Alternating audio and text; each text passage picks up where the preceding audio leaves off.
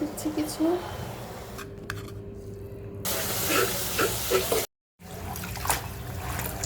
আমু, এটা কি পাতা? এটা হচ্ছে ঘ্যাটকলের পাতা। অনেকেই বলে খারকল পাতা, আমরা আমাদের অঞ্চলে বলে ঘ্যাটকলের পাতা। আমু, এই পাতাটা এখন কি করবা তুমি? যে চুলার মধ্যে যে দিচ্ছ, এই পাতাটা আমি এখন সেদ্ধ করে নিব। এখানে আমি রসুন দিব, পেঁয়াজ দিব, মরিচ দিব, লবণ দিব, দিয়ে তারপরে সুন্দর করে সেদ্ধ করে নিয়ে ব্লেন্ড করব, করে নিয়ে তারপরে বাকি কাজ করব। রসুন দিয়ে দিচ্ছি কিছু, লাল লাল মরিচ, এখন একটু দিয়ে দিব লবণ। এখন আমি ঢেকে দিব, একটু নরম হয়ে আসলে তারপরে উল্টে পাল্টে দিব।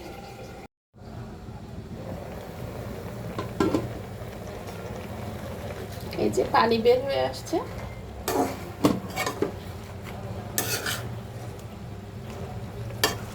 এখন নিচে থেকে উপরে উঠে উল্টিয়ে পাল্টিয়ে দিব।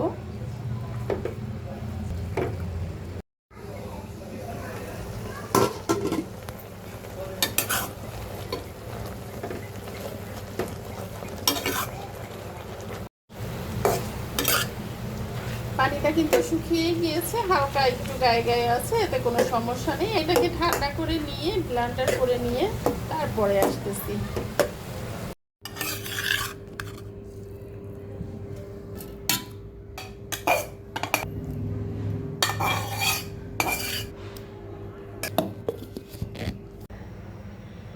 একটু আস্ত জিরা,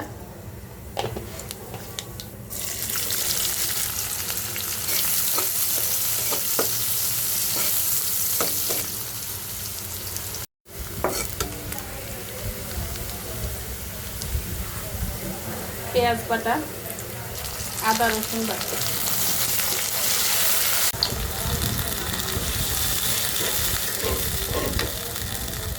ধনিয়ার গুঁড়া, হলুদের গুঁড়া দিব। হলুদটা অল্প একটু এখন দিব, আবার দেখে দেখে তারপরে পাতাটা দিব। এই যে ঘ্যাটকলের পাতাটা এভাবে ব্লেন্ড করে নিয়েছি।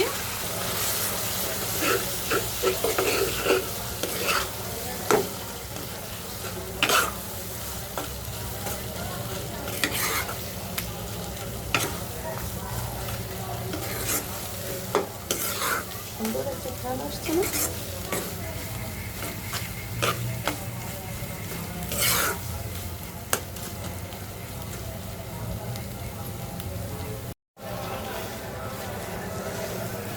এখন সুন্দর করে ভেজে নিতে হবে, একদম ভাজা ভাজা করে ফেলতে হবে এটাকে।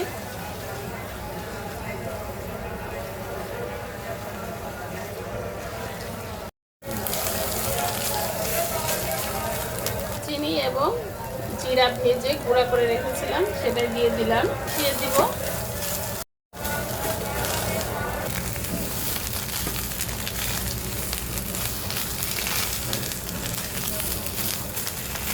পানিটা কিন্তু একদম শুকিয়ে গিয়েছে, ভাজা ভাজা হয়ে গিয়েছে। তো আমার এই ঘ্যাটকল পাতার ভুনা কিন্তু হয়ে গেছে। এখন আমি নামিয়ে গরম গরম ভাতের সাথে খাবো।